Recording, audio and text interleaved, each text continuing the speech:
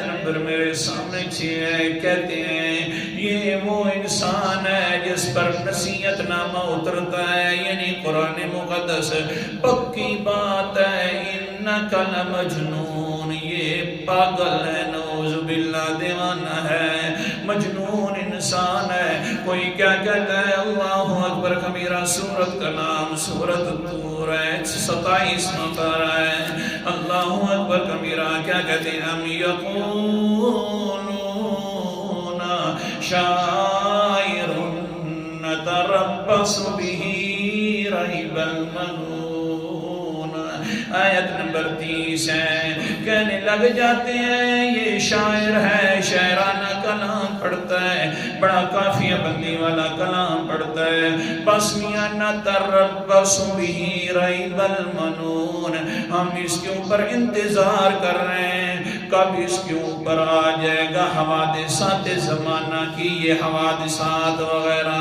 کیا مطلب ہے کہ دیکھتے ہیں کہ ہمارے بزرگ اس کو کب پکڑ لیتے ہیں، انتظار کر رہے ہیں۔ یعنی مشرک کا جب بھی بات سامنے کرو تو کہتے ہیں آہا تجوتے اللہ ضرور رسی بزرگ دی، پکڑ لیں گے پھر چھڑائے گا کوئی نہیں، وہ تو بڑے پکڑتے ہیں، بہت زیادہ سخت ہیں، لہذا ان کے خلاف نہ بات کی کرو۔